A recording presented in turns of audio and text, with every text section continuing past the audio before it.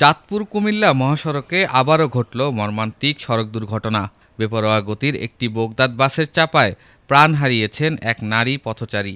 এ ঘটনায় এলাকায় নেমে এসেছে শোকের ছায়া এবং ক্ষোভ প্রকাশ করেছেন স্থানীয়রা। পরেই তো মারা গেছে আমার হাতে আনাম। জি জি, আমি নিজে আমার হাতে মারা গেছে স্পটে ডেথ। আমরা চাই এই সমাজে গাড়ি গুড়ি খুব নিয়ন্ত্রণ ভাবে চলাচল করুক। একটা তাজা প্রাণ চলে গেল আজকে। কে করবে এই বিচার? কে করবো? ওই পাইব এই বিচার? দাঁড়িয়ে রয়েছে রোডের পাশে দ্রুত গতি। আমরা চাই রোডটা ডাবল হোক, ওয়ান বাই রোড হোক।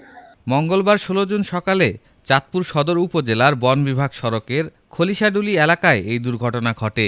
নিহত মুসাম্মাদ তোফায়েলুন্নেসা মায়া ছিলেন মৃত বেলাল হোসেন পাটোয়ারির স্ত্রী।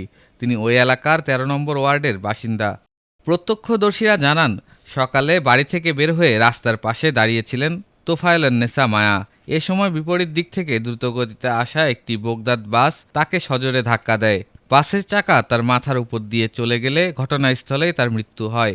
দুর্ঘটনার পর ঘাতক বাসের চালক দ্রুত পালিয়ে যায়, তবে স্থানীয়রা পরের বাসটি আটক করে রাখেন। খবর পেয়ে চাঁদপুর মডেল থানার এসআই নাজমুল ও এসআই জাহেদ ঘটনাস্থলে এসে সুরতহাল প্রতিবেদন প্রস্তুত করেন।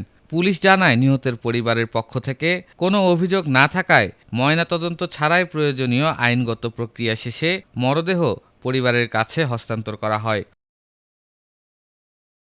এদিকে স্থানীয়দের অভিযোগ, চাঁদপুর কুমিল্লা মহাসড়কে বেপরোয়া গতির বাসের কারণে এর আগেও একাধিক প্রাণহানির ঘটনা ঘটেছে।